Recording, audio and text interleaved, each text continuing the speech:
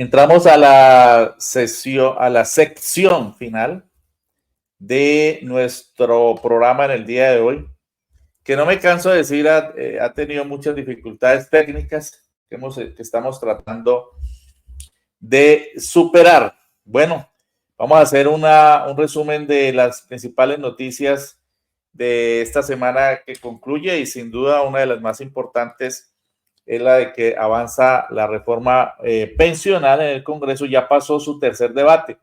Recordemos que hace poco se aprobó la reforma pensional en el Senado, ahora está en discusión en la Cámara de Representantes y pasó su tercer debate. Los medios de comunicación de las oligarquías dicen que cómo ha pasado de rápido. Claro, imagínense ustedes, les parece rápido después del saboteo de que ha sido objeto, ¿no? Y sin embargo, a pesar de ese saboteo, de ese sabotaje, de la actividad de los congresistas de la derecha y de la ultraderecha, pues ha logrado salir avante. El representante Alfredo Mondragón resume lo alcanzado en la Comisión Séptima de la Cámara de Representantes. Ya pasó en la Comisión Séptima, ahora tendrá que ir a la plenaria de la Cámara de Representantes para que quede aprobado en cuarto debate y se convierta en ley de la República. Dice él, excelentes noticias, acabamos de aprobar en tercer debate la reforma pensional, las mujeres pensionarán con menos semanas, habrá renta vitalicia para abuelos sin pensión, más oportunidades de pensión para los jóvenes, pensión anticipada para quienes cumplen la edad y les falte pocas semanas, y mucho más derechos pensionales. Es muy importante tener en cuenta que uno de los ejes fundamentales de esta pensión es que hay más de 3 millones de viejitos y viejitas, como les dice el presidente Gustavo Petro, a las personas mayores, tendrán la posibilidad de tener una renta vitalicia. Eso es fundamental, ese es uno de los objetivos fundamentales. Y en ese sentido es muy importante tener en cuenta cómo el presidente Gustavo Petro salió al paso de la matriz que han inmediatamente generado los medios de desinformación en nuestro país. Vamos a ver primero esta imagen en la que se aclara en primer lugar que no es verdad que los jóvenes se van a quedar sin pensión. Eso es absolutamente falso. Eso hace parte de las matrices de guerra comunicacional, que es una de las formas del golpe blando, el golpe que urde la extrema derecha en nuestro país, utilizando sus medios de comunicación. Es falso que se expropiarán los ahorros individuales en cuentas ya existentes. Es falso que aumentará la edad de pensión. ¿De dónde sacan eso? ¿Que aumenta la edad de pensión? La edad de pensión para todos los que están cotizando es de 62 años los hombres, 57 años las mujeres. Eso no va a subir. Y los jóvenes de ahora no tendrán que cotizar más tiempo. Esa edad de pensión continúa. Pero claro, con tal de hacer daño al gobierno, al liderado por el presidente Petro, los medios inventan todas estas clases de argucias. Y no es verdad que se eliminará la pensión de sobreviviente cuando el cónyuge fallece. Sigue como está en el momento. ¿De dónde sacan que se va a eliminar la pensión de sobrevivencia? Eso es absolutamente falso. Si un pensionado fallece y su esposa vive o sobrevive, pues esa pensión es de supérstite, es decir, de sobreviviente, y la seguirá recibiendo la persona, la esposa, el cónyuge o la cónyuge. De modo que, y también estas son claridades que hay que hacer. También el presidente hizo un pronunciamiento de fondo que queremos dar a conocer aquí porque es muy importante.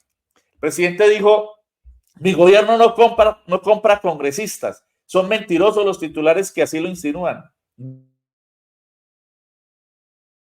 Yo mismo como congresista fui el que le mostró al país cómo se configuraban los llamados cupos secretos de contratación para congresistas en el DRI y caminos vecinales en el gobierno de Andrés Pastrana. Esa práctica no la permito en mi gobierno. En esos gobiernos sí había, desde la presidencia de la República, compra de congresistas a través de los llamados cupos secretos.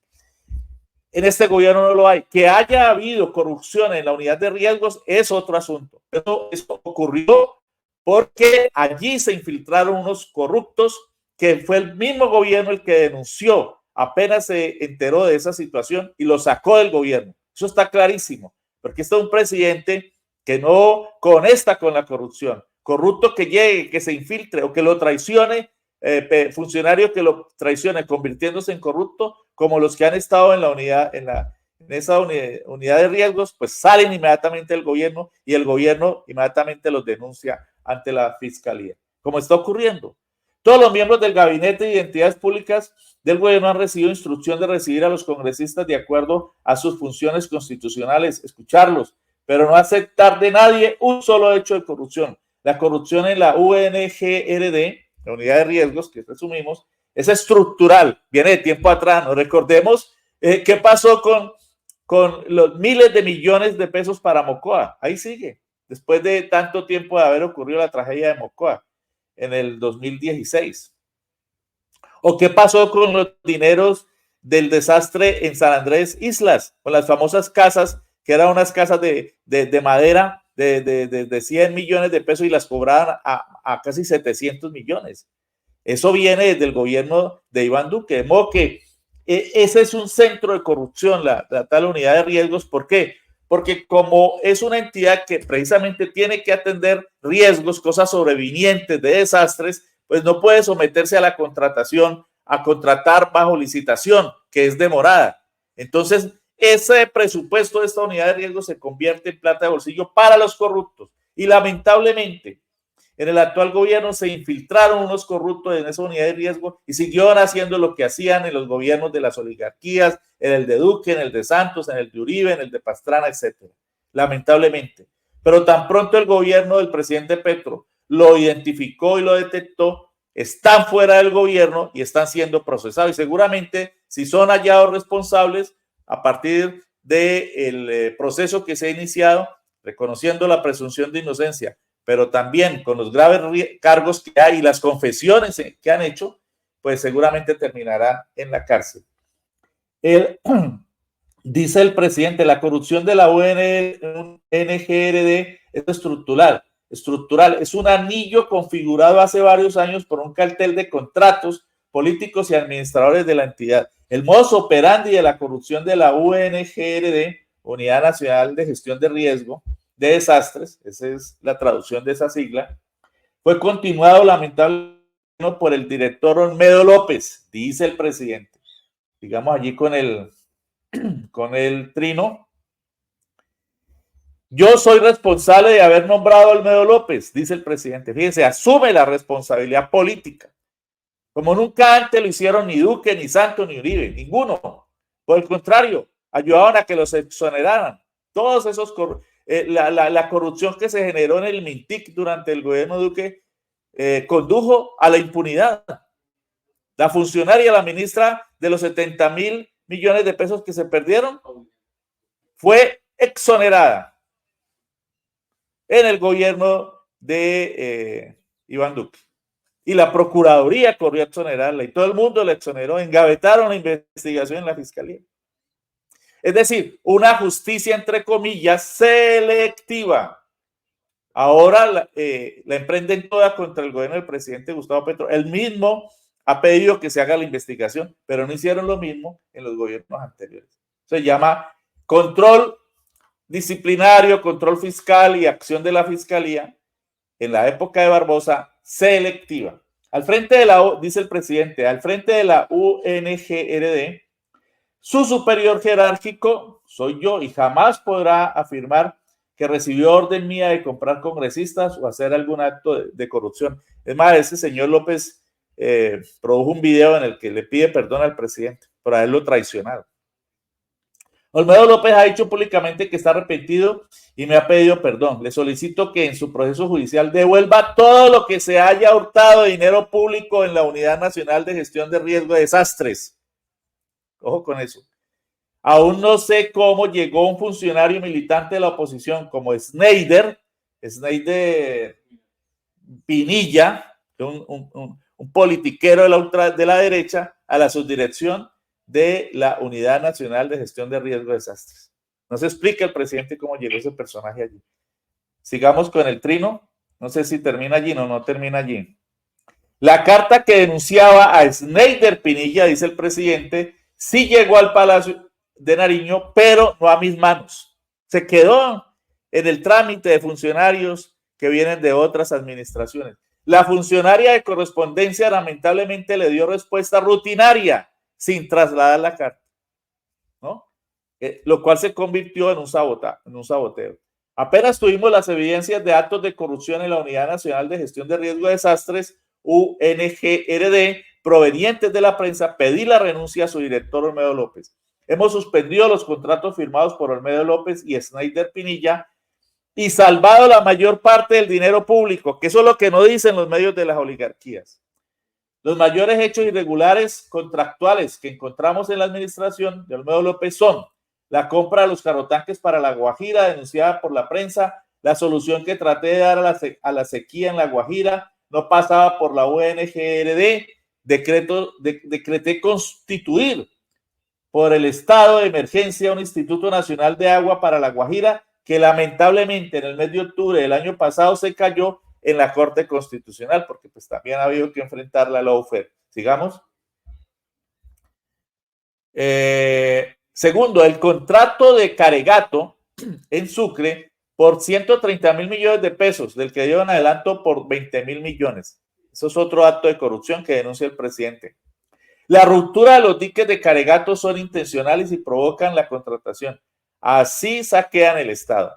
Cerca de Caregato se encuentran con campamentos del Clan del Golfo, por lo que pedí que fuera la Armada la que cerrara los escapes de agua y no contratistas particulares que terminan bajo el control del clan. Tercero, los contratos que traspasa centenares de millones de pesos, de centenares de miles de millones de pesos a municipios de Santander que no estaban priorizados en las emergencias que habíamos vivido mientras dejaron abandonadas las víctimas climáticas que se produjeron durante mi gobierno. Otro acto de corrupción en la gestión del señor Olmedo López. Y finalmente, bueno, ahí finaliza el trino, el extenso trino del presidente, en el que le da la cara a este problema y asume la responsabilidad política, pero en el plano penal, directamente afuera del gobierno, para que sea la fiscalía la que investigue a este señor López y al señor Pinilla. Bien, tercera noticia de esta semana.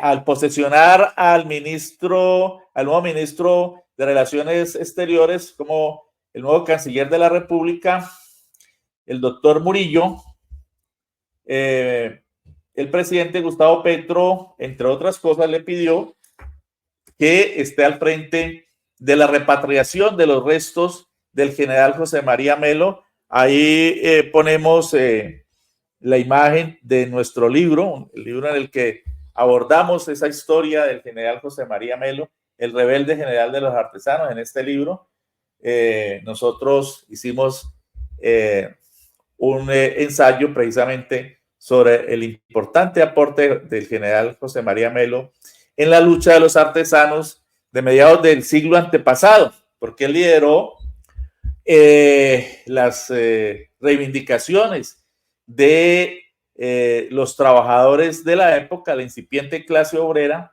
del artesanado. Por eso titulamos nuestro libro El rebelde general de los artesanos, porque él los representó, accedió al poder apoyado por los artesanos. Él era uno de los generales del ejército bolivariano.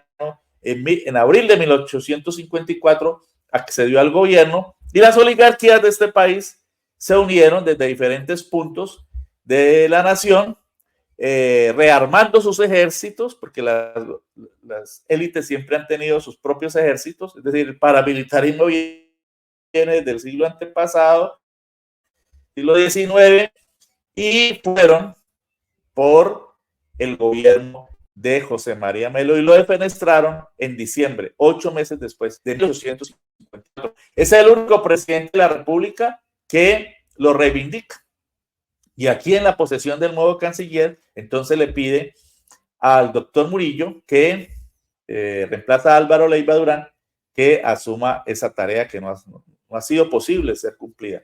Así como reivindica a otros luchadores liberales, revolucionarios, en otros países a lo largo de la historia, porque el presidente Petro pues sí conoce la historia. Los invito a leer, a escuchar los 16 minutos de la intervención del presidente Gustavo Petro en ese video que está en nuestro canal de YouTube.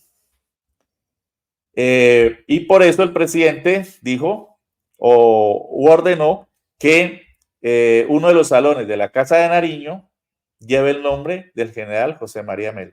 Una decisión de reivindicación de la historia. Nosotros lo destacamos no solamente porque hemos trabajado la historia del general José María Melo, sino porque consideramos que la labor que realiza el presidente Petro de reivindicación de nuestra historia desde abajo, de la historia ocultada, de la historia segregada, de la historia que no han querido dar a conocer las élites, pues es supremamente importante. Y de eso se trata, de que el pueblo colombiano empiece a conocer su propia historia. El general José María Melo lo han tenido en el ostracismo, ¿no? En el cuarto del rebrujo de la oscuridad, las élites, las oligarquías. Pues el presidente Petro constantemente lo reivindica y en este acto de posesión sí que lo hizo, dando la orden de que se cree la sala José María Melo en la Casa de Nariño.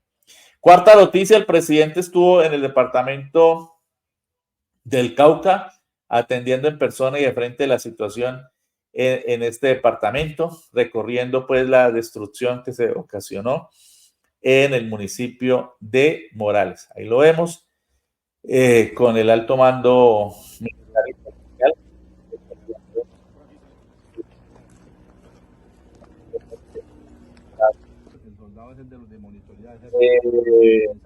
El ministro de la Defensa, el doctor Velázquez, hizo también anuncios en relación con medidas que se empiezan a tomar para la recuperación de la tranquilidad en el departamento del Cauca. Hemos planteado desde la fuerza pública las medidas que se han venido adoptando, no solo después de los sucesos del martes en Morales, sino dentro de las operaciones que se han adelantado, que continúan adelantándose en el departamento del Cauca.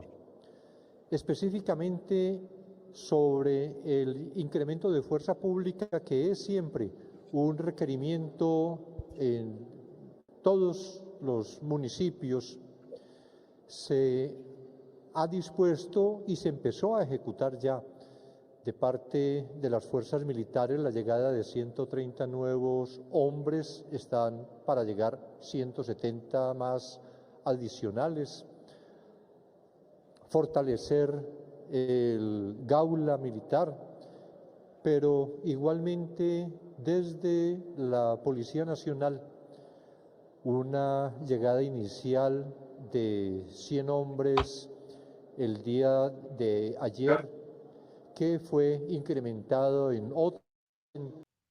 Bien, los anuncios que hacía esta semana el ministro de la Defensa en relación con la crítica situación en el departamento del Cauca, y el presidente estuvo también en Popayán.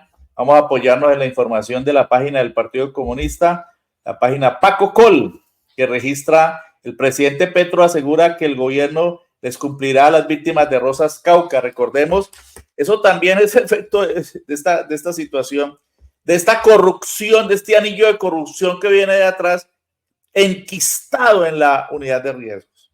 Entonces, miren ustedes cómo era la operación, que lamentablemente incluso en este gobierno que combate la corrupción, pues un personaje que traicionó la confianza del presidente siguió haciendo lo mismo.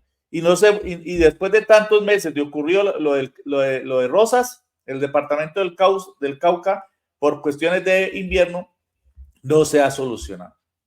Entonces el presidente Petro, vamos a ver si volvemos atrás un poquito para mirar el lead de la información de Paco Col. El presidente Gustavo Petro cuestionó, bajemos. Ahí. El presidente Gustavo Petro cuestionó que 17 meses después de la tragedia en Rosas Cauca no se haya entregado las ayudas económicas a las víctimas. El mandatario cuestionó que, que 17 meses después de la avalancha en este municipio caucano aún no se han comprado tierras por 13.000 millones de pesos para las víctimas de la emergencia de 2023. Y entonces allí planteó soluciones. Dijo, además, cuestionaron, en cambio, cuestionó que, en cambio, a municipios de Santander, donde no había desastre natural, se trasladó 1 billón de pesos en pocos días. De modo que ahí está la denuncia que ha venido haciendo el presidente, que lamentablemente ocurrió en este gobierno. Él no lo puede controlar todo, y no es porque estemos excusando per se al presidente, pero él no lo puede controlar todo. Él confía en funcionarios, pero fue traicionado en la unidad de riesgo, y eso fue lo que hicieron. Pues aquí ya dio la orden de que haya medidas urgentes para solucionar la situación en Rosas. Por fin se solucione. Y además de ello, pues frenó ese traslado multimillonario a Santander, que lo hacían desde la politiquería enquistada en la unidad de riesgos. Gravísimo eso que ha venido ocurriendo. Lamentablemente ha ocurrido en esta administración, pero el gobierno del presidente Petro asume los costos y asume soluciones, que es lo más importante, contra los corruptos y para tratar de que haya soluciones definitivas. Bien, también el presidente Gustavo Petro, a propósito, perdón, antes de pasar a lo de la información internacional, es importante destacar que en el municipio de Jamundí, muy cercano al departamento del Cauca, va a haber una gran marcha por la paz el próximo lunes a partir de las 7 de la mañana, parte de la plaza principal, del parque principal del municipio, del colegio Litecón, a las 7, convocada por el subtet de Jamundí, por directivos docentes, por la comunidad que quiere expresarse en esta marcha por la paz para que haya atención a la problemática que se vive en el municipio y sobre todo para que se abran caminos de concordia, de paz, que retornen la tranquilidad a esta municipalidad tan importante del departamento del Valle del Cauca el lunes próximo, 27 de mayo, desde las 7 de la mañana, convocada por el sindicato de profesores de la educación del SUTEP de Jamundí, por directivos docentes y otras entidades. Va a recorrer las principales calles del municipio. Pasemos ahora al plano internacional en este resumen de noticias. No para el genocidio que comete el Estado terrorista de Israel en Gaza, pero hay buenas noticias de todas maneras. Los gobiernos de España, de Noruega, de Irlanda deciden reconocer como Estado a Palestina. Lamentablemente ustedes no lo van a creer, pero son los países europeos los que menos grado de reconocimiento tienen para el Estado palestino. Entonces, por eso le ha impactado tanto al genocida, al carnicero de Tel Aviv, el señor Netanyahu, el carnicero de Israel, lo ha golpeado tanto que sean estos 3 países europeos, España, Noruega e Irlanda, quienes ahora reconozcan a Palestina como un Estado. Eso lo ha golpeado mucho a este carnicero. Hay también circulando un video muy bello en un estadio irlandés. Mientras tanto veamos esto, llega el alimento, va la gente a buscarla y les disparan. Bueno, esto lo dijo el Papa. Ojo a esta denuncia tan grave del sumo pontífice. El Papa Francisco describe la situación en Gaza cuando el ejército de Israel apunta a civiles hambrientos que intentan conseguir alimentos. Vamos a mirar el video. Todas las tardes a las 7 a la parroquia de Gaza. Y ahí hay 600 personas adentro.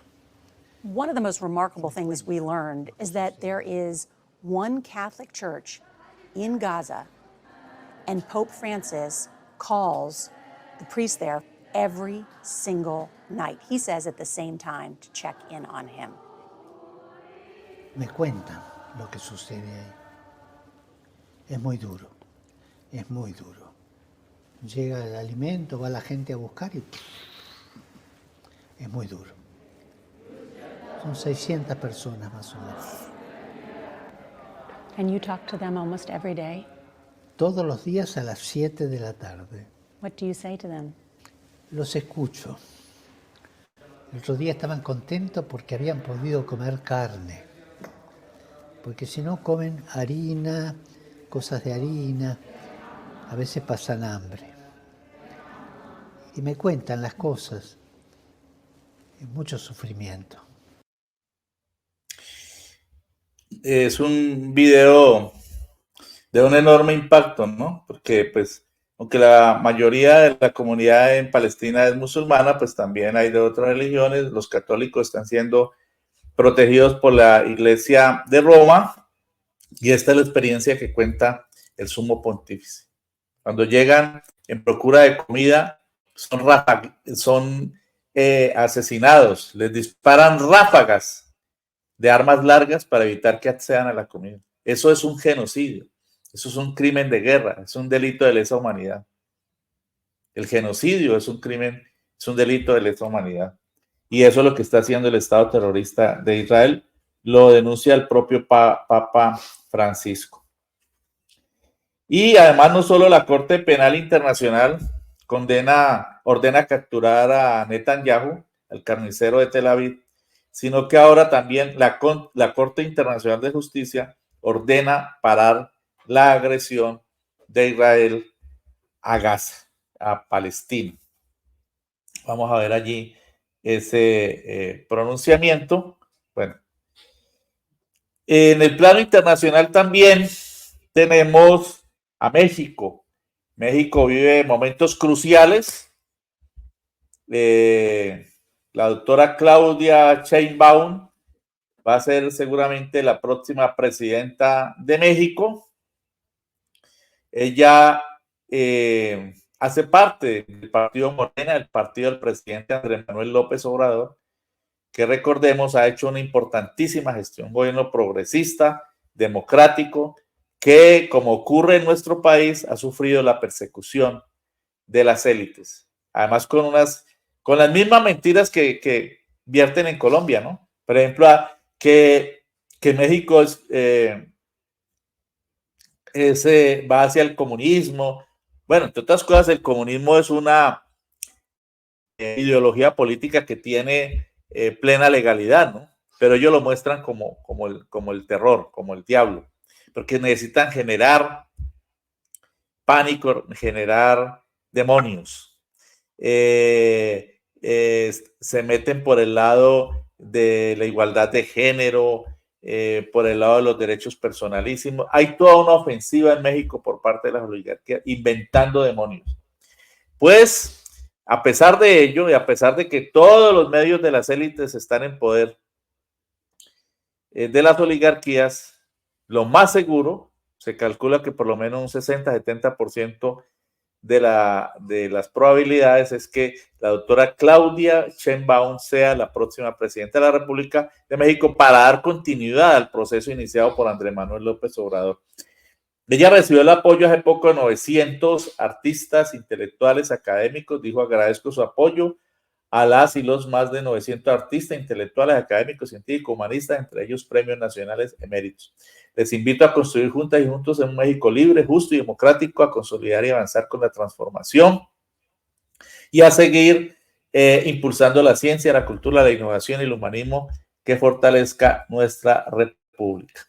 Muy importante, el próximo sábado tendremos como invitado a Héctor Díaz, destacado comunicador de México, para analizar las elecciones en el país azteca. Octava noticia, pues bueno, es una contranoticia, ¿no? Ese payaso que tienen, lamentablemente, que eligieron en Argentina y que aún sigue siendo respaldado por mucha gente obnubilada,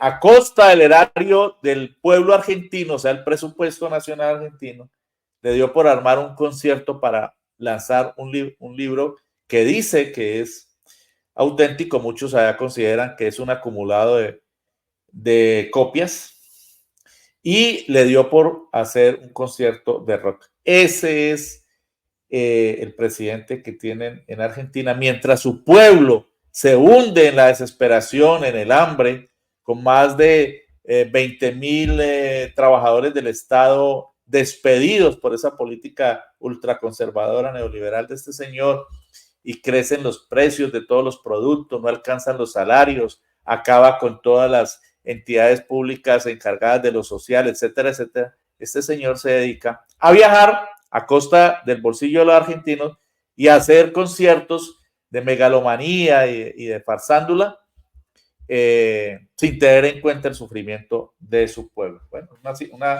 información que no queríamos dejar pasar. Y ya entrando en el plano local, desde la Comuna 21 nos llega una información que nos dice que la Comuna 21 dice: cordial saludo este martes 28 de mayo en la institución educativa técnica industrial de CEPAS, carrera 23, 120G16, carrera 23, número 120G16, tendremos una audiencia pública. Hora 3 p.m. con la Secretaría de Movilidad y de Infraestructura. El motivo, la huecamenta, dice nuestro corresponsal, la huecamenta en la Comuna 21, el deterioro de la malla vial. Por favor, líderes y lideresas de la Comuna 21 están cordialmente invitados, pero por favor lleven documentos con evidencias fotográficas sobre la malla vial o hueco que los aqueja. Los esperamos. Invita Junta Administradora Local de la Comuna 21. Muchas gracias a nuestros corresponsales en la Comuna 21, y están pues invitados a participar en esta reunión en la institución educativa técnica industrial de CEPAS, carrera 23, número 120G16. Lleven las fotos de los huecos en sus calles. Y finalmente tenemos la foto de la semana, que es la foto de la abuelita que se reunió con el presidente Gustavo Petro en Popayán. Miren esta foto tan bella, tan extraordinaria de la abuelita que siempre ha apoyado, aún en silla de ruedas, al presidente Gustavo Petro, y él la atendió, y de qué manera, en la ciudad de Popayán, brindándole todo cariño. Y esto concatena con la primera noticia de nuestro resumen de noticias de hoy, y es la aprobación de la reforma pensional. El tercer debate, no queda sino uno, en la plenaria de la Cámara, que favorece a los ancianos, porque hacia allá se orienta esa reforma pensional. Bueno, ahí queda demostrado pues cómo el presidente Gustavo Petro tiene una prelación por los ancianos de nuestro país, y hacia allá orienta en gran medida su trabajo. Y para terminar nuestro programa, pues vamos a pasar el video que contiene la noticia que emitió RTBC Noticias sobre la Asamblea Popular, que dentro de pocas horas, ya dentro de 11, 12, 1, 2, dentro de 3 horas, se iniciará en la ciudad de Cali a las 2 de la tarde en el Consejo. La gran Asamblea Popular contra la amenaza golpista de la extrema derecha, que quiere defenestrar al presidente Gustavo Petro. Ya hemos mostrado demasiadas evidencias sobre esa amenaza golpista, la última de las cuales es el pronunciamiento del señor Álvaro Uribe instando a los militares a sublevarse. Nadie le ha hecho caso y los medios de comunicación pues le ocultaron esa amenaza subversiva, pero ahí está, hace parte del golpe que buscan que pase de blando a duro, ¿no? Tratando de utilizar a los militares. Esta vez le está fallando, señor Álvaro Uribe. Vamos a pasar la grabación. El próximo sábado se realizará la gran Asamblea Popular en defensa de las reformas sociales que adelanta el gobierno nacional. Además, en apoyo al presidente Gustavo Petro, tras lo que se denomina como golpe blando. Daniela Henao, muy buenas tardes. ¿Dónde se realizará esta asamblea y quiénes van a participar? Catalina y televidentes, muy buenas tardes. Así es, mire, esta gran Asamblea Popular se realizará el día de mañana en el Consejo de la ciudad de Cali a partir de las 2 de la tarde. Participarán cerca de 30 organizaciones sociales. En el Consejo de la ciudad de Cali, el día sábado 25 de mayo, se realizará la gran Asamblea Popular, donde más de 600 personas de 30 colectivos como la Minga Social y Comunitaria del Suroccidente colombiano, la Central Unitaria de Trabajadores y jóvenes del sector de Puerto Resistencia discutirán las propuestas y una declaración política. Vamos a reunirnos unas 600 personas con ese fin, compañera, de escuchar a la gente, de presentar un plan de acción, de presentar las tareas que llevaremos al gran evento del 31 de mayo y 1 de junio en Bogotá. Todo, por supuesto, orientado a lo que dijo el compañero Petro y que es la prioridad: la defensa de la democracia, la defensa de nuestro gobierno. La Asamblea además será un espacio para respaldar las reformas sociales que actualmente tramita el gobierno nacional en el Congreso y en apoyo al presidente Gustavo Petro, tras lo que se denomina como golpe blando. A salir a respaldar las iniciativas y las propuestas de reforma que el Gobierno del Cambio ha presentado ante el Congreso. Requerimos que el pueblo apoye masivamente esas iniciativas y hemos decidido salir a movilizarnos en ese sentido. Pero igualmente estamos en contra de un golpe blando que no está permitiendo que el Gobierno del Cambio pueda implementar adecuadamente sus iniciativas. Ese es el segundo punto. El tercer punto, consideramos que es necesario apoyar la paz total en todos los frentes. Líderes que serán escogidos en medio de la Asamblea Popular se desplazarán hasta la ciudad de Bogotá para apoyar la Asamblea Nacional entre el viernes 31 de mayo y el sábado 1 de junio. Bien, no queríamos terminar nuestro programa sin dar a conocer esa nota que emitió ayer, elaborada por la corresponsal de RTBC en Cali, sobre la asamblea que nos congregará hoy a las 2 de la tarde en el Consejo de Cali y a la cual reiteramos nuestra invitación.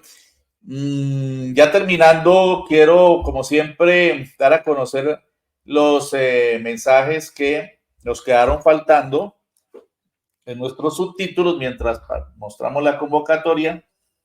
Aquí a Argenio Zamora nos envía un mensaje. Muchas gracias, Argenio. Dice: gracias a Periodismo Libre por abrir este espacio de información y socialización de las propuestas del gobierno del cambio y respaldo contra el golpe. Nidia Hurtado dice: estos son los medios que deben ver los colombianos para que no caigan en tanta ignorancia. Por acá nos dice John Jairo Valencia, dice que el mismo sabotaje que hemos recibido hoy lo reciben otros medios alternativos. Miriam Caipe: es importante que los medios alternativos se unan para la infamia de medios hegemónicos. Jairo Insuasti habla sobre lo que está ocurriendo en el Cauyal, hay intereses de las grandes constructoras y urbanizadoras. Tanimara del medio alternativo Oscar Alzate nos envía un saludo. También nos dice D-Blue: ¿cuándo volverán las clases de historia? Sí, señor, es una pregunta muy válida. ¿Por qué, si el presidente Petro ha dado esa instrucción, no se pone en práctica desde el Ministerio de Educación, a escuelas y colegios? Ojo con eso, ¿no? Él no lo puede controlar todo, pero hay una cantidad de funcionarios que siguen incumpliendo las decisiones del gobierno del cambio. También nos dice por acá Jorge Danilo Guarín Obando, el doctor de Guarín, en sintonía con el programa de comunicación alternativo que orienta a Luis Alfonso. Muchas gracias, doctor Guarín. También Gustavo Rojas: injusticia y castigo para los delincuentes sin distinción alguna, no hay cambio posible. Nos dice Gustavo Rojas. Gracias, Gustavo, por su sintonía. Freddy Alonso Gómez dice: abajo el genocidio de Israel, viva el pueblo Palestina, viva Palestina libre.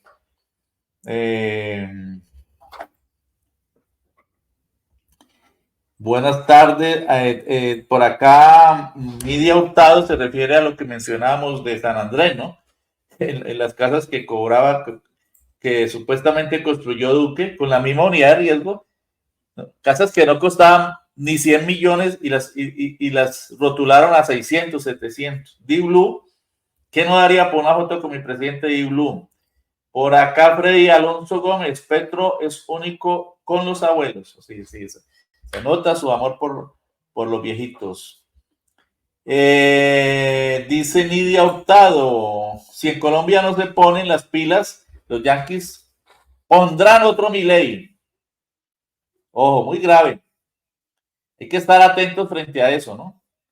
Los pueblos son engañados por payasos por farsantes como Milei, como el presidente de Ucrania, que vienen de la farándula, de la mediática. Alma Solano, que viva nuestro presidente. Ojalá escojamos para el 2026 un gobierno progresista. Y Olmes Calder nos pregunta aquí, Luis Alfonso, ¿el ingreso al consejo es solo para los líderes o es libre a todos los ciudadanos? ¿Cuál es el requisito? Buena pregunta, si todavía existe esa duda, es completamente libre, Olmes, completamente libre. No hay que, es decir, cualquier ciudadano, cualquier persona del común, cualquier trabajador, ama de casa, estudiante, desempleado, empleado, lo que sea, puede asistir a esta asamblea. Es libre, es para todo el pueblo, es para que nos escuchemos, no solamente para que escuchemos a los líderes sociales que van a intervenir, claro, sino también para que quienes tengan iniciativas, ideas en procura de la unidad, en procura de repudiar el golpe blando, pues las plantean. Y quiero agradecer finalmente, entonces ahí queda la inquietud, o queda resuelta la inquietud. Entrada totalmente libre, Olmes. Quiero agradecer las bellas palabras del doctor Luis Carlos Domínguez de Bogotá, que reconoce nuestro trabajo, las propuestas que hemos venido formulando desde Periodismo Libre, que afortunadamente empiezan a tener eco. Entre ellas está la asamblea que hemos impulsado con otros colegas, Nellington Ramos Balanta, el doctor José Freddy Restrepo, con Josué Rodríguez Maecha de La Minga, con Alberto Jairo Palomino de Juntanza Popular, con Manuel Caicedo, con tantos y tantos líderes como los que entrevistábamos hoy, Rubén Darío Figueroa, Ingrid, también con otras lideresas y otros líderes que nos han acompañado, Pascual Guerrero, muchos otros jóvenes de Puerto Resistencia. Con todos ellos y a todos ellos, muchas gracias y nos vemos dentro de poco, dentro de pocas horas, dentro de menos de 3 horas, en el Consejo de Cali a las 2 de la tarde, para que le digamos no al golpe que urde la extrema derecha y apoyemos los cambios, el proceso de cambios liderados por este hombre que está ahí en nuestro afiche, un afiche promocional que es muy libre, el presidente Gustavo Petro, las reformas sociales, la paz total, e iniciemos un gran proceso de unidad popular, expresemos nuestra solidaridad con el pueblo palestino, porque como lo tenemos allí en nuestra esquina derecha, seguimos con Palestina en el corazón. Vamos a hacer transmisión en directo también desde el Consejo de Cali. Esperamos no tener las fallas que hemos tenido en esta emisión desde el hemiciclo del Consejo.